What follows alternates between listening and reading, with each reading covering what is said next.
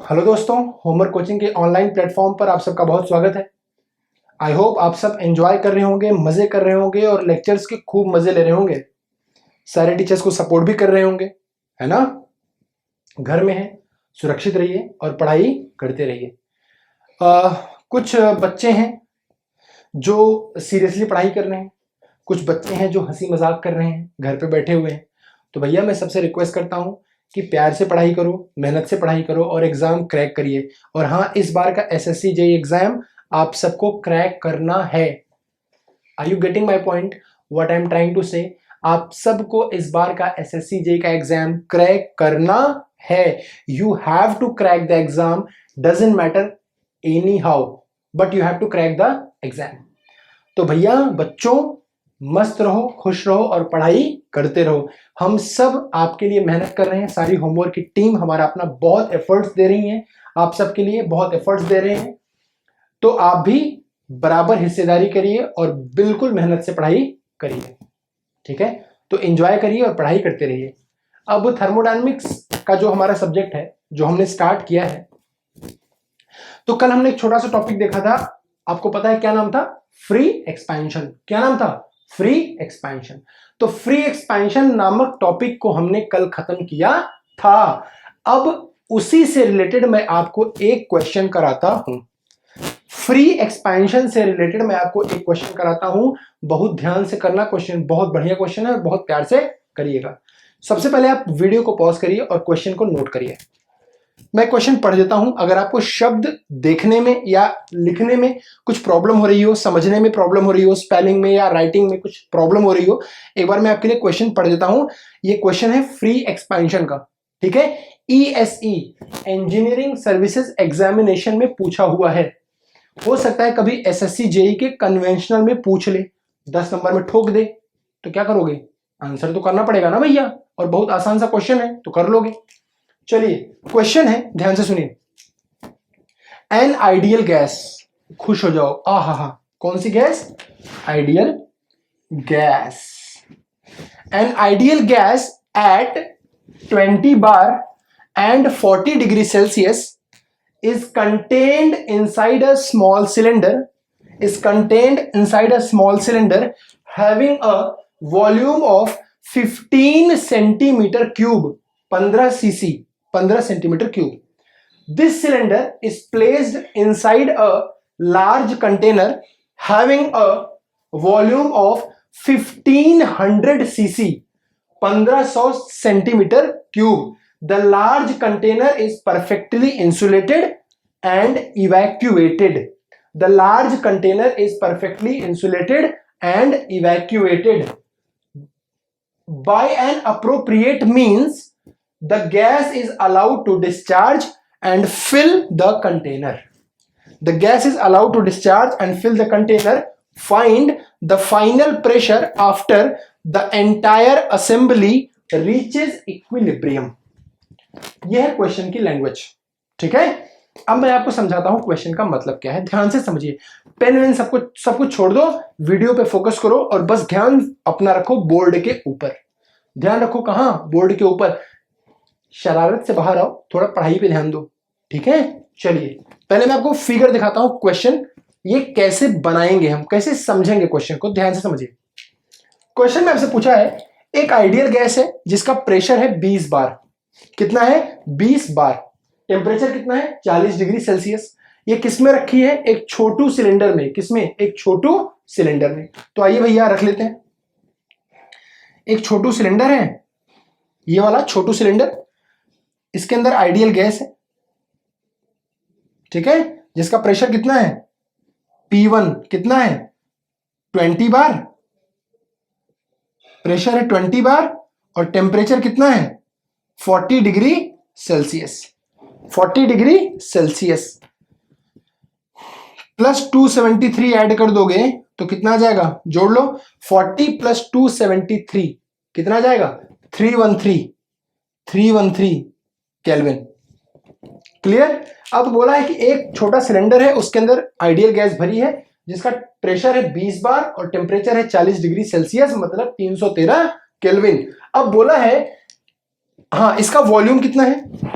इसका वॉल्यूम है V1 15 CC, कितना है 15 सीसी। बोला है कि this cylinder is placed inside a large container. इस छोटू सिलेंडर को मैंने क्या किया, एक बड़े से कंटेनर में ले जाके रख दिया। तो चलिए एक बड़ा सा कंटेनर ड्रॉ कर लिया जाए। इस छोटू सिलेंडर को मैंने एक बड़े कंटेनर में ले जाके रख दिया, ठीक है। जब ले जाके रख दिया, अब बोला है इस कंटेनर का वॉल्यूम, जो बड़ा वाला कंटेनर है इसका वॉल्यूम मतलब V2 कितना है 1500 सीसी, कितना है 1500 सीसी। और ये भी बोला है the large container is perfectly insulated. ये लार्ज कंटेनर क्या है, परफेक्टली इंसुलेटेड। परफेक्टली इंसुलेटेड का मतलब कुछ कर लो, कितनी भी ताकत लगा लो, कुछ भी कर लो, कुछ भी कर लो, कुछ भी कर लो, हीट ट्रांसफर जीरो होगा। मतलब इंसुलेटेड है, इसके अंदर या इससे बाहर हीट ट्रांसफर क्या होगा, जीरो। क्लियर। अब देखिए फिर आपसे बोला है कि ये इवैक्यूएटेड है, इसका मतलब यहां पे वैक्यूम है। बड़े वाले कंटेनर में पूरा परफेक्ट वैक्यूम है और बड़ा वाला कंटेनर परफेक्ट इंसुलेटेड है, ठीक है। उसके अंदर मैंने इस छोटू सिलेंडर को ले जाके रख दिया, जिसके अंदर एक आइडियल गैस है, वॉल्यूम 15 सीसी, प्रेशर 20 बार और टेम्परेचर 313 केल्विन। क्लियर है। आपसे पूछा है कि बाय एन अप्रोप्रिएट मींस, किसी उचित माध्यम के द्वारा the gas is allowed to discharge and fill the large container. मतलब किसी भी माध्यम के द्वारा मैंने यहां पे एक छोटा सा होल कर दिया, अब ये गैस यहां से डिस्चार्ज हो रही है और इस बड़े वाले कंटेनर को पूरा फिल कर रही है। क्वेश्चन समझ में आ रहा होगा। फिर आपसे पूछा है the final pressure after entire assembly reaches equilibrium. मतलब जब गैस यहां से निकलेगी, रिलीज होगी, तो क्या होगा, अभी प्रेशर कितना है 20 बार। जब गैस रिलीज होगी तो प्रेशर घटेगा, है ना। गैस रिलीज होगी तो क्या होगा, प्रेशर घटेगा। तो मान लो यहां पे प्रेशर P2 हो जाता है, इस बड़े वाले कंटेनर के अंदर प्रेशर कितना हो जाता है P2। और आपसे पूछा है कि जब द फाइनल प्रेशर बताओ जब एंटायर असेंबली इक्विलिब्रियम में पहुंच जाएगी, तब हमको उस समय यहां का प्रेशर फाइनल बताना है, क्या, P2। क्लियर है। अब ध्यान से समझिए, इतना बड़ा क्वेश्चन है IES का, 15 मार्क्स में पूछा गया था और आपको लगाने में, आपको उड़ाने में 15 सेकंड लगेंगे। ध्यान से समझिए, आपको उड़ाने में क्वेश्चन को ज्यादा से ज्यादा 20 मिनट लगेंगे, सॉरी 20 सेकंड लगेंगे या 5 मिनट लगेंगे मैक्सिमम से मैक्सिमम। अगर बहुत दिमाग लगा के सोचोगे तो 5 मिनट, उतने देर में आप 15 सेकंड 15 नंबर का क्वेश्चन आराम से उड़ा दोगे। अब ध्यान समझिए कैसे लगेगा। क्लियर। एक बात बताइए, किसी भी क्वेश्चन को लगाने से पहले ध्यान से समझिए कुछ चीजें जो इंपॉर्टेंट है।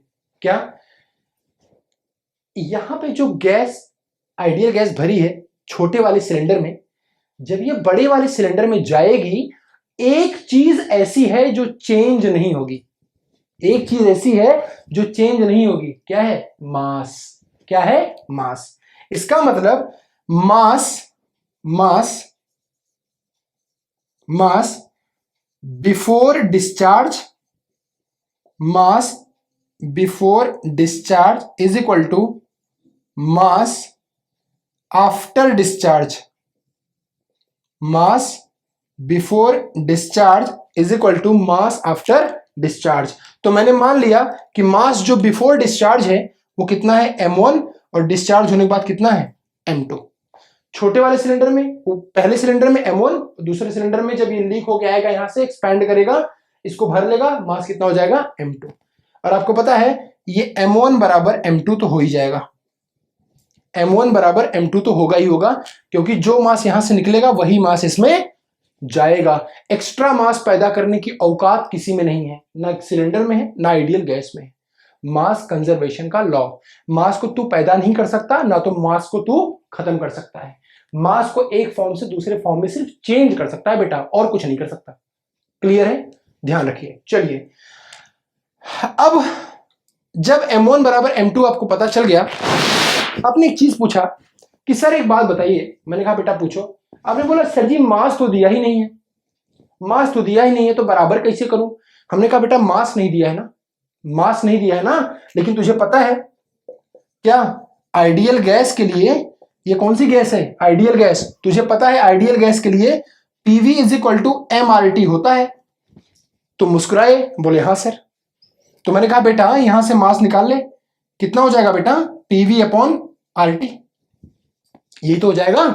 तो तुमने लिखा M1, लिखा P1 V1 upon are T1, है ना। मैंने कहा बेटा P2 कितना होगा? तुमने लिखा मास M2 P2 V2 upon are T2। मास कितना हो जाएगा? PV by RT। तो M1 P1 V1 by RT1, M2 P2 V2 by RT2। ठीक है, ये मैंने R1 R2 नहीं लिखा। क्यों नहीं लिखा? क्योंकि गैस सेम है ना। जब गैस सेम है, यहां की गैस और यहां की गैस दोनों सेम है, अगर गैस सेम है तो कैरेक्टरिस्टिक गैस कांस्टेंट भी तो सेम ही होगा, R1 R2 भी तो बराबर ही होंगे ना। चलिए, तो मैंने क्या किया, ये दोनों R सेम थे तो R कैंसिल्ड आउट। क्लियर? अच्छा, T1 और T2, T1 और T2, अब ध्यान से सोचो, कल वाला कंसेप्ट क्या पढ़ा था? When an ideal gas is undergoing free expansion, T1 बराबर T2, H1 बराबर H2, U1 बराबर U2, पढ़ा था ना। चलिए, तो लगाते हैं फ्री एक्सपेंशन की प्रॉपर्टी। आपने क्या बोला था? अगर किसी आइडियल गैस में, कल का लेक्चर देखो, कल का लेक्चर देखो, अगर किसी आइडियल गैस में फ्री एक्सपेंशन हो रहा है तो आपने बोला था U1 बराबर U2, H1 बराबर H2 और T1 बराबर T2। यही तो पढ़ा था आइडियल गैस के लिए। तो कंसेप्ट का यूज करो, जो पढ़े हो उसका यूज करो ना। क्या होगा? T1 T2 कैंसिल्ड, क्या बचेगा? P1 V1 is equal to P2 V2, यही बचेगा, कुछ और बचेगा? यही बचेगा। देखो क्वेश्चन कितना प्यार से सॉल्व हो रहा है। 15 नंबर का क्वेश्चन खटाखट उड़ा रहे हो। बस कंसेप्ट यूज करो, जो कंसेप्ट पढ़ा है उसी को यूज करो, क्वेश्चन खटाखट उड़ते रहेंगे। क्वेश्चन में कुछ नहीं है, 15 नंबर का क्वेश्चन है और 2 मिनट में उड़ा दोगे। ठीक है, चलिए, क्या निकालना है? P2। क्या निकालना है? P2। तो निकाल लो। P2 is equal to P1 V1 upon V2, यही तो आएगा। P2 is equal to P1 V1 upon V2। अब वैल्यू रख लो। P1 कितना है? 20 बार। कितना है? 20 बार। V1 कितना है? 15। V1 कितना है? 15 cc, 15 cc। V2 कितना है भैया? 1500 cc, है ना। अब देखो यूनिट, देखो इसकी यूनिट क्या है? बार। इसकी यूनिट क्या है? सीसी। इसकी क्या है? सीसी। तो सीसी सीसी क्या हो जाएगा? कैंसिल। आंसर क्या बचेगा? बार में। क्लियर? तो जो उनकट रहा है उसको काट दो। कितना आ गया नीचे? 100। 15 इंटू 100 बराबर 1500। अब 20/100 कितना हो गया? 0.2। क्या आंसर आ गया? बार। तो फाइनल प्रेशर कितना होगा? P2 0.2 बार। कितना होगा बेटा? 0.2 बार। समझ रहे हो क्वेश्चन को कि खाली सत्यनारायण जी की कथा सुन रहे हो, राम राम राम राम जप रहे हो? सुन रहे हो ना? समझ रहे हो? इसको नोट करो। कोई डाउट होगा कमेंट करिए, पूछिए, इसको नोट करिए सबसे पहले। चलिए, हाँ, ध्यान से पढ़ते रहिए, क्वेश्चन ऑब्जेक्टिव लगाते रहिए। ये क्वेश्चन आपके ईएससी में पूछा था, इंजीनियरिंग सर्विसेज में। तो मैंने आपको एक क्वेश्चन इसलिए करा दिया क्योंकि एसएससी जेई वाले बड़े नकलची होते हैं। हो सकता है आईएएस का क्वेश्चन छाप दें एज इट इज मेंस में। जब मेंस देने जाओ तो हो सकता है ये क्वेश्चन नहीं छपा मिले। तो जो छोटे छोटे क्वेश्चन है ना, मतलब कम लेवल वाले आईएएस वाले छठे वटे क्वेश्चन, जो आईएएस के छठे हुए क्वेश्चन होते हैं उनको जरूर पढ़ लेना। वो एसएससी जेई में पूछ देते हैं और आपको करना पड़ेगा। ठीक है बेटा, चलिए इसको नोट करिए। मैं इसको इरेज करता हूं, आप इसको प्रॉपरली नोट कर लीजिए और इसको अच्छे से दोबारा सॉल्व करिए अपने मन से। चलिए, कोई डाउट हो तो कमेंट करिएगा। और मैं सोच रहा हूं आपकी कुछ थर्मो की टेस्ट सीरीज वगैरह कुछ करवा दूं, थोड़े क्वेश्चंस लगवा दूं अगर आप तैयार हो तो, ताकि आपको एसएससी जेई में हेल्प मिल जाए। तो आपको मैं कुछ थर्मो के क्वेश्चंस भी करवा देता हूं, 50-100 क्वेश्चन, 150-200 जो भी आप कहोगे। तो इससे आपकी थोड़ी हेल्प हो जाएगी और आपको मजा आएगा एग्जाम देने में। आई होप ये क्वेश्चन आपको क्लियर हो गया होगा। कोई ज्यादा डिटेल या डिटेलिंग करने की जरूरत नहीं है। This question was very easy. But चीज क्या है, आपको बस प्रॉपर दिमाग आपका काम करना चाहिए। आपको आपका दिमाग प्रॉपर काम करना चाहिए, आपको समझ आना चाहिए कि आप कौन सा क्वेश्चन सॉल्व कर रहे हो, कंसेप्ट आपको क्या यूज करना है। क्लियर है? चलिए अब हम क्या पढ़ रहे थे? Closed system. क्या पढ़ रहे थे? Closed system. क्लोज सिस्टम में हमने क्या पढ़ा? बहुत सारी चीजें पढ़ी, हीट ट्रांसफर निकालना पढ़ा, वर्क ट्रांसफर निकालना पढ़ा, अलग अलग प्रोसेस पढ़े, isothermal, adiabatic, constant volume, constant pressure, polytropic, अलग अलग प्रोसेस हमने पढ़े, सब में हीट निकाला, सब में वर्क निकाला और दुनिया भर का झमाल देखा हमने सारे क्लोज्ड सिस्टम के प्रोसेसेस में। अब हमारा मन क्या है? ऊब गया है। किससे? क्लोज्ड सिस्टम से। क्लोज्ड सिस्टम से क्या हो गया? दिल भर गया। अब हम क्या पढ़ेंगे? Open system. तो बड़ी बड़ी हेडलाइन डालिए, ओपन सिस्टम। चलिए क्लोज सिस्टम का द एंड हो गया भैया, आते हैं ओपन सिस्टम से। ये वो सिस्टम है जो हमको एक्चुअल में पढ़ने हैं। आईसी इंजन जब हम पढ़ेंगे, रेफ्रिजरेशन एंड एयर कंडीशनिंग पढ़ेंगे, तो सारे यही सिस्टम हमको काम आने वाले हैं। क्लियर? यही सिस्टम सारे हमारे काम में आने वाले हैं, तो हम यही ज्यादातर पढ़ेंगे, ज्यादातर यूज हमारा इसी का है। चलिए ओपन सिस्टम का मैंने आपको बेटा एक नाम और बताया था। क्या बताया था? कंट्रोल मास या कंट्रोल वॉल्यूम। ओपन सिस्टम का मैंने आपको नाम बताया था कंट्रोल वॉल्यूम सिस्टम। तो सबसे पहले ओपन सिस्टम का नाम लिख लीजिए, control volume, control volume system. और क्या नाम था बताओ? और क्या नाम था? एक नाम और था, क्या? Flow system. क्या? Flow system. पहले नाम ध्यान रखो, open system, control volume system या फ्लो सिस्टम। पता लगा सारी राम कथा पढ़ के गए हो और पूछ लिया नाम, क्वेश्चन में दे दिया कि एक कंट्रोल वॉल्यूम सिस्टम है या एक फ्लो सिस्टम है, अब तुम वहीं घूम गए, चक्कर खा गए, पता ही नहीं है कि सर ने पढ़ाया ही नहीं मुझे फ्लो सिस्टम, तो कंट्रोल वॉल्यूम सिस्टम का मुझे नाम ही नहीं पता। तो बेटा नाम पहले याद रखो, open system, control volume system और फ्लो सिस्टम, ये तीनों एक ही नाम है। इसमें आपको पता है, मैंने आपको बताया था, ओपन सिस्टम में मास का ट्रांसफर होता है नहीं होता है? होता है नहीं होता है? कमेंट करो, लाइव आओ खटाखट और कमेंट करना स्टार्ट करो। जितने ज्यादा लाइव रहोगे उतना ज्यादा मजा आएगा पढ़ने में और उतना ज्यादा मजा आएगा पढ़ाने में। मैं देखता हूं कि ज्यादा बच्चे ऑनलाइन आते नहीं है, तो करते क्या रहते हो? राधे माँ को देखते रहते हो क्या? हैं? लाइव आओ, पढ़ाई करो भैया, घर पे बैठ के क्या कर रहे हो? मैं देखता हूँ बहुत कम बच्चे ऑनलाइन आते हैं, लाइव आते हैं, तो ज्यादा से ज्यादा लाइव आइए ताकि पढ़ाने में और पढ़ने दोनों में मजा आए, आपको भी और मुझको भी। और वीडियो को शेयर करिए अपने दोस्तों के साथ, ठीक है, ताकि इंटरेक्शन बना रहे और एनर्जी बनी रहे, ठीक है। चलिए, मास का ट्रांसफर होता है और एनर्जी का ट्रांसफर, मास का ट्रांसफर होता है ओपन सिस्टम में और एनर्जी का ट्रांसफर भी होता है, एनर्जी का ट्रांसफर भी होता है। अच्छा, कई बच्चे ऐसे होते हैं ना जो क्वेश्चन पूछने के तरीके से आंसर करते हैं। कई बच्चे ऐसे होते हैं जो क्वेश्चन को पूछने के तरीके से आंसर करते हैं। जैसे फॉर एग्जांपल, अगर मैं उनसे कहूं कि ओपन सिस्टम में मास का ट्रांसफर तो होता है लेकिन एनर्जी का ट्रांसफर, तो बोलेंगे नहीं होता है। अगर मैं उनसे पूछूं कि ओपन सिस्टम में मास का ट्रांसफर तो होता है लेकिन एनर्जी का ट्रांसफर, तो बोलेंगे नहीं होता। और अगर फिर मैं उनसे पूछूं, अब पूछने का तरीका देखो, अब मैं उनसे यही पूछ रहा हूं, अब फिर से मैं उनसे पूछ रहा हूं कि यार ओपन सिस्टम में मास का ट्रांसफर भी होता है और एनर्जी का ट्रांसफर, तो बोलेंगे भी होता है। तो पूछने के तरीके से आंसर मत करिए, दिमाग लगा के आंसर करिए।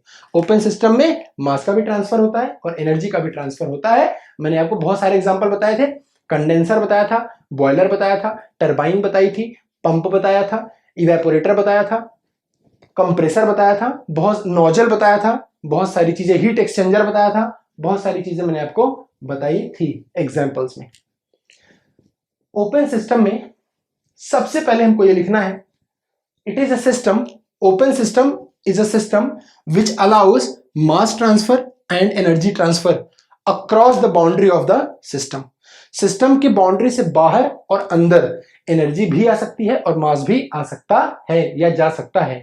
ये मेरा सिस्टम है, मान लीजिए ये सिस्टम है, इसके अंदर कोई गैस भरी है, या ये कोई मान लीजिए ग्लास है, मेरे पास एक बोतल है पानी की, सपोज मैं आपको दिखा दूं, जैसे मान लीजिए ये पानी की बोतल है, इसके अंदर ये ओपन सिस्टम है, ठीक है। तो इससे बाहर एनर्जी जा सकती है, इसके अंदर भी एनर्जी आ सकती है, इसके बाहर मास जा सकता है और इसके अंदर भी मास आ सकता है। तो ओपन, हमने जैसे क्लोज सिस्टम में वर्क निकाला था, अब ऐसे ही हम निकालेंगे ओपन सिस्टम में वर्क। ओपन सिस्टम में वर्क, और उसका नाम होता है फ्लो वर्क। क्या होता है? Flow work. फ्लो वर्क क्यों? क्योंकि ओपन सिस्टम को बोलते हैं फ्लो सिस्टम। फ्लो का मतलब क्या? मास फ्लो हो रहा है। फ्लो का मतलब क्या? मास फ्लो हो रहा है। तो इसको बोलते हैं flow system, control volume system और ओपन सिस्टम। ठीक है, चलिए तो सबसे पहले हेडलाइन डालते हैं फ्लो वर्क। फ्लो वर्क का मतलब open system work. Flow work, control volume work या ओपन सिस्टम वर्क, तीनों एक ही चीज होती हैं। तो सबसे पहले हेडलाइन डालते हैं flow work. Flow work, flow work, open system work या कंट्रोल वॉल्यूम वर्क, सब एक ही बात है। क्लियर है? चलिए अब समझिए। आप बोलोगे सर फ्लो वर्क, पहले मैं फ्लो वर्क की डेफिनेशन आपको लिख के समझाता हूं कि फ्लो वर्क की डेफिनेशन क्या होती है। तो फ्लो वर्क की डेफिनेशन सबसे पहले लिखिए, इसको पहले प्रॉपर्ली नोट करिएगा, मैं आपको लाइन बाय लाइन समझाऊंगा। The work transfer, flow work को कैसे डिफाइन करोगे? The work transfer involved, the work transfer involved in causing, the work transfer involved in causing the fluid element,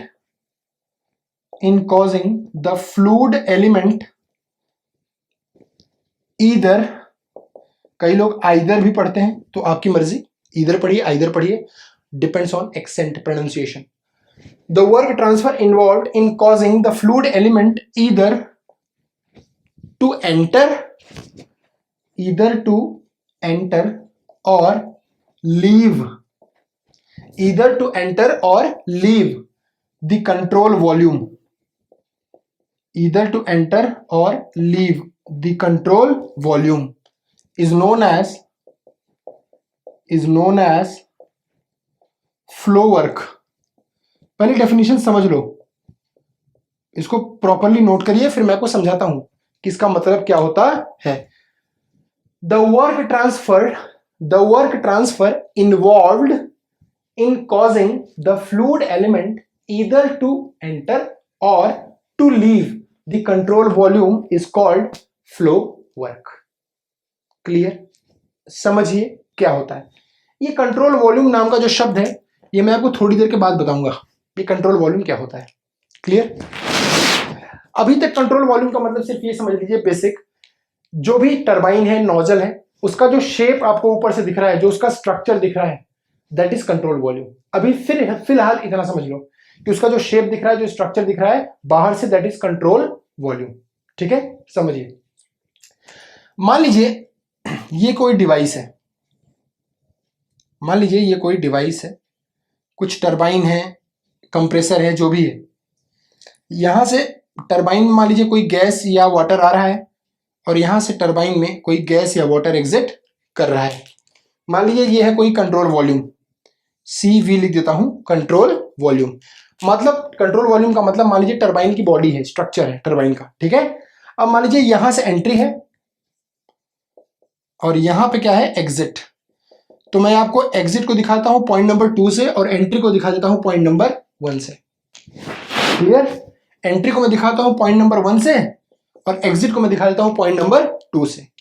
मान लीजिए हाइड्रोलिक टरबाइन है, तो टरबाइन होगा तो क्या होगा? पानी इसके अंदर एंटर करेगा, टरबाइन में पानी एंटर करेगा ना, टरबाइन होगी, पानी एंटर करेगा ना एंट्री पे। मान लो यहां से बहुत सारा पानी आ रहा है, यहां से बहुत सारा पानी नोजल से आ रहा है और टरबाइन में एंटर कर रहा है। क्लियर?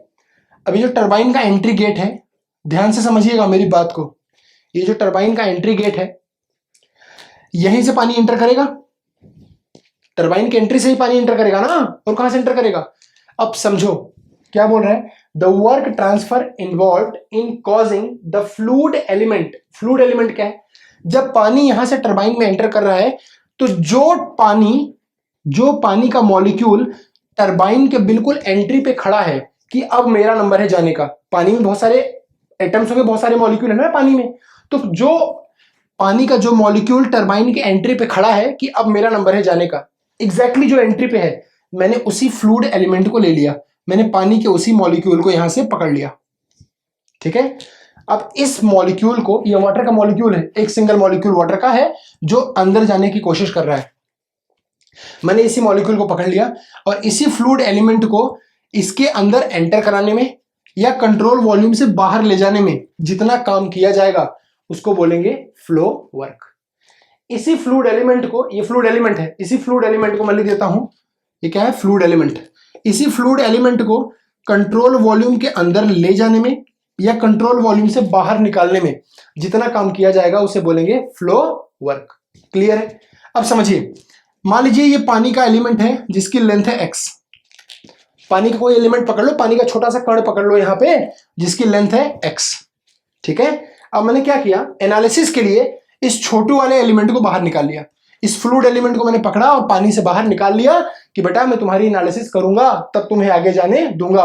कोरोना काल है ना, दुकान पे जाओगे, चेकिंग होगी पहले, तो पहले यहां से एंटर करने से पहले मैं तुम्हारी पूरी चेकिंग करूंगा। क्लियर? तो मैंने क्या किया, इस फ्लूइड एलिमेंट को यहां पकड़ लिया। यही फ्लूइड एलिमेंट है, ध्यान से देखिए, यही वाला फ्लूइड एलिमेंट मैंने उठा के यहां पे मैं ले गया। क्या एनालिसिस करी मैंने, देखा इस फ्लूइड एलिमेंट छोटा है, इसका मास है dm। कितना मास है? dm, छोटा मास। इसका एरिया कितना है? dA, छोटा एरिया, और इसकी लेंथ कितनी थी? x। यही था। अगर मैं आपसे बोलूं कि बेटा इस फ्लूइड एलिमेंट का वॉल्यूम कितना होगा, क्या बोलोगे? सर कितना वॉल्यूम होगा फ्लूइड एलिमेंट का? यहां लिख देता हूं मैं, इस फ्लूइड एलिमेंट का वॉल्यूम कितना होगा? आप बोलोगे sir dA into x, area into length, dA into x, तो वॉल्यूम कितना होगा? dV। एरिया छोटा है ना तो वॉल्यूम भी छोटा, dV। अगर मैं आपसे पूछूं स्पेसिफिक वॉल्यूम कितना होगा, आप बोलोगे sir dV into dV by dm। छोटा वॉल्यूम बाई छोटा मास, कितना हो जाएगा? Specific volume v small v equal to dV by dm। इतना आपको क्लियर होगा, आप जानते होंगे। अब देखिए, इसी फ्लूइड एलिमेंट को इसके अंदर ले जाने में और इससे बाहर निकालने में जितना काम किया जाएगा उसे मैं बोलूंगा फ्लो वर्क। क्लियर? एक बात बताओ, इसकी लेंथ x है फ्लूइड एलिमेंट की, अगर मुझे इस पूरे फ्लूइड एलिमेंट को अंदर ले जाना है, जैसे सपोज दैट ये मार्कर है, ये मार्कर पूरा एंट्री पे खड़ा है एंटर करने के लिए, पानी का एलिमेंट है, पानी का सॉरी मॉलिक्यूल है, ये बाहर वेट कर रहा है कि अब मेरी बारी है अंदर जाने की। इसकी लेंथ है x। कितनी लेंथ है? x।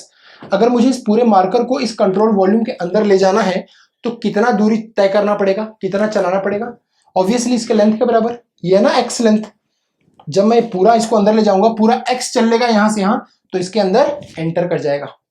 ठीक है, इसका मतलब अगर मुझे वर्क निकालना है, फ्लो वर्क निकालना है, तो मुझे पता है कि वर्क क्या होता है। आप बोलोगे सर फोर्स इंटू डिस्टेंस या डिस्प्लेसमेंट, फोर्स इंटू डिस्प्लेसमेंट। आपसे कोई पूछेगा बेटा फोर्स कितना लगेगा, आप बोलोगे सर बहुत आसान है, P into D, pressure into area. यही तो, ये फ्लूइड एलिमेंट प्रेशर लगाएगा ना किस पे? एरिया पे।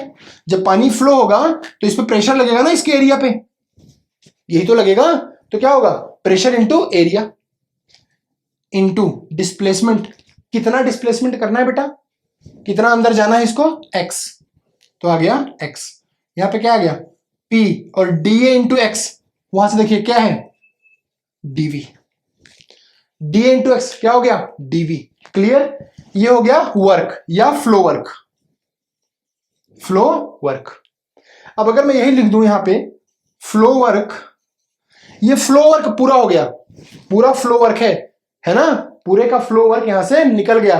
लेकिन अगर मुझे निकालना हो flow work per unit mass, flow work per unit mass, मतलब मैं फ्लो वर्क पूरे फ्लूइड का नहीं चाहता हूं। मैं ये नहीं देखना चाह रहा हूं कि पूरा फ्लूइड अंदर ले जाने में और पूरे फ्लूइड को बाहर ले आने में कितना वर्क किया गया। मैं सिर्फ ये देखना चाह रहा हूं एक छोटे से मास dm को कंट्रोल वॉल्यूम के अंदर ले जाने में और उसी छोटे से मास dm को कंट्रोल वॉल्यूम से बाहर ले जाने में कितना काम किया गया। तो मैं निकालता हूं flow work per unit mass. क्या आ जाएगा बेटा? अब बोलोगे सर पूरा वर्क कितना आया है? pdv divided by dm। pdv पूरा flow work, per unit mass divided by unit mass कितना? dm। क्लियर? चलिए अब फ्लो वर्क मैंने निकाल लिया यूनिट मास के लिए, कितना आ गया? pdv by dm। अब अगर यही मैं निकाल लूं, इफ ये फ्लो वर्क कब है? जब एक यूनिट मास एंटर कर रहा है कंट्रोल वॉल्यूम में, dm मास एंटर कर रहा है कंट्रोल वॉल्यूम में। अब अगर मैं ये मान लूं, एक बात बताओ, जब पानी टरबाइन में एंटर कर रहा होगा, रियलिटी सोचिए, जब पानी टरबाइन में एंटर करेगा तो क्या सिर्फ एक मास एंटर करेगा? क्या सिर्फ डीएम मास एंटर करेगा? क्या छोटा मास? नहीं, हजारों लाखों टन पानी टरबाइन के अंदर एंटर करेगा। तो अगर मैं ये मान लूं, इफ m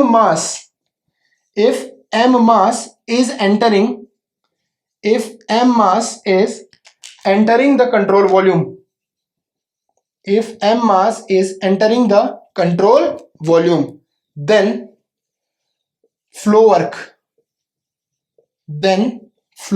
वर्क, देखिए ध्यान से समझिए, dm यूनिट मास के लिए pdv बाई dm, तो यहां क्या हो जाएगा? If m mass is entering the control volume then flow work. अब एक चीज देखिए, यहां पे pdv बाई dm जो है, ये dv बाई dm क्या है? Small v। dv by dm क्या है? स्मॉल v, मतलब स्पेसिफिक वॉल्यूम। मैं लिख सकता हूं ना इसको, dv बाई dm को मैंने लिख दिया स्मॉल v, मतलब स्पेसिफिक वॉल्यूम। अब अगर m मास एंटर कर रहा है तो क्या हो जाएगा? फ्लो वर्क कितना हो जाएगा? फ्लो वर्क यूनिट मास के लिए pv, p into small v, m मास एंटर करेगा, m से मल्टीप्लाई कर दो, यही तो आएगा। एक रुपए का एक आम का दाम 10 रुपए, तो 10 आम का दाम मल्टीप्लाई कर दो। dm मास के लिए, छोटे मास के लिए p into small v, m मास के लिए p into small v into m। अब आपको पता है स्पेसिफिक वॉल्यूम इंटू मास, ये क्या हो जाएगा? Total volume. Specific volume into mass क्या हो जाएगा? Total volume. पता है ना क्या होता है? Specific volume is equal to total volume upon mass. So specific volume into mass is equal to total volume. Clear? तो फ्लो वर्क कितना आ जाएगा m मास के लिए? फ्लो वर्क कितना आ जाएगा बेटा? p into v. कितना आ जाएगा? p into v. अब इस बात को ध्यान रखिएगा, जब हम क्लोज सिस्टम पढ़ते हैं तो क्या लिखते हैं? क्लोज सिस्टम का वर्क p इंटू डीवी। क्या लिखते हैं? p into DV. जब हम ओपन सिस्टम पढ़ते हैं ना बेटा, तो ओपन सिस्टम का वर्क क्या लिखते हैं? Capital P into capital V। इसलिए हम ओपन सिस्टम में वर्क क्या लिखते हैं? PV। क्या लिखते हैं? P into V। इस बात को दिमाग में फिट कर लेना, बैठा लेना। तो चलिए हम क्या लिखेंगे? ओपन सिस्टम का वर्क P इंटू V। इसको नोट करिए प्रॉपर, वीडियो को पॉज करिए, कोई डाउट हो तो पूछिए। बेसिक फिजिक्स है, इतना दिमाग लगाने की जरूरत नहीं है, ठीक है? बेसिक फिजिक्स है, इतना दिमाग लगाने की जरूरत नहीं। तो हमने क्या देखा? ओपन सिस्टम का वर्क फ्लो वर्क। क्या देखा? Flow work. या ओपन सिस्टम का वर्क क्या देखा? P। इस बात को ध्यान रखिएगा। अब समझिए दो केस, पहला पॉइंट और दूसरा पॉइंट। ओपन सिस्टम का या फ्लो वर्क कितना निकल गया? PV। ओपन सिस्टम का वर्क या फ्लो वर्क कितना आ गया? P into V। अब देखिए यहां पे एंट्री कहां पे हो रही है? 1 पे। एग्जिट कहां पे हो रहा है? 2 पे। अब ध्यान से समझिए, मैं किसके लिए वर्क निकाल रहा हूं? कंट्रोल वॉल्यूम के लिए, ओपन सिस्टम के लिए। तो कंट्रोल वॉल्यूम क्या हो गया? हमारा सिस्टम। कंट्रोल वॉल्यूम क्या हो गया? हमारा सिस्टम। अब जब मैं मास को यहां से कंट्रोल वॉल्यूम के अंदर एंटर करूंगा, तो मुझे कंट्रोल वॉल्यूम के अंदर जब मैं मास को एंटर करूंगा तो मुझे कंट्रोल वॉल्यूम पे काम करना पड़ेगा, क्योंकि मास को मैं धक्का देके कंट्रोल वॉल्यूम के ऊपर ले जा रहा हूं, तो मुझे कंट्रोल वॉल्यूम के ऊपर काम करना पड़ेगा। इसका मतलब एंट्री का वर्क क्या होगा? निगेटिव। क्या होगा? निगेटिव। और एग्जिट पे क्या होगा? एग्जिट पे जब ये मास बाहर निकलेगा, एग्जिट पे जब ये मास बाहर निकलेगा, इसे बाहर कौन निकालेगा? Control volume. कैसे? लात मार के। कैसे निकालेगा बाहर? लात मार के। यहां से तुम अंदर ले गए कंट्रोल वॉल्यूम के, लेकिन जब टरबाइन से पानी बाहर निकलेगा तो टरबाइन का कंट्रोल वॉल्यूम ही उसे लात मार के बाहर निकाल देगा। कहने का मतलब कंट्रोल वॉल्यूम में जो पानी मौजूद है वही इसको लात मार के बाहर निकाल देगा। यहां पे अंदर ले जाने के लिए कंट्रोल वॉल्यूम पे काम करना पड़ेगा, और यहां से बाहर ले जाने के लिए कंट्रोल वॉल्यूम खुद काम करेगा। इसका मतलब यहाँ का वर्क निगेटिव है और यहाँ का वर्क क्या है, पॉजिटिव। यहाँ सिस्टम पे काम करना है, यहाँ सिस्टम ही काम कर रहा है। Clear? Work done by the system positive, work done on the system negative. तो लिखोगे यहां पे एंट्री फ्लो वर्क, एंट्री का फ्लो वर्क नेगेटिव। क्या लिखोगे, P1 V1 माइनस पे। एंट्री का फ्लो वर्क क्या होगा, नेगेटिव, तो क्या लिखा माइनस PV, और 1 पे हो रहा है ना एंट्री, एंट्री किस पे हो रही है 1 पे, तो क्या लिख दिया P1 V1।